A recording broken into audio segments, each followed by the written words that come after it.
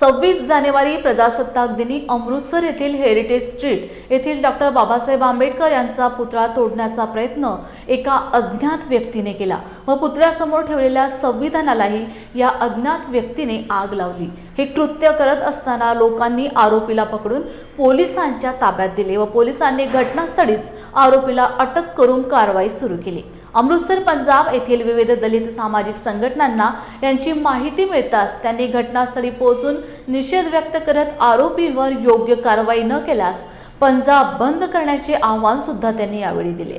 Area में बाबा साहेब अम्बेडकर जी की मूर्ति के साथ एक शरारती अंसर ने छेड़छाड़ की, जो इमीडिएटली वहां पे उसको पकड़ लिया गया है और हम केस रजिस्टर कर दिए। उसके आगे की इन्वेस्टिगेशन चल रही है। सारी चीजें जो भी सामने आएंगी वो शेयर की जाएंगी उसके साथ। कारण क्या रहा हमारे साथ? इसमें अभी कुछ नहीं कह सकते, अभी जस्ट केस रजिस्टर किया है।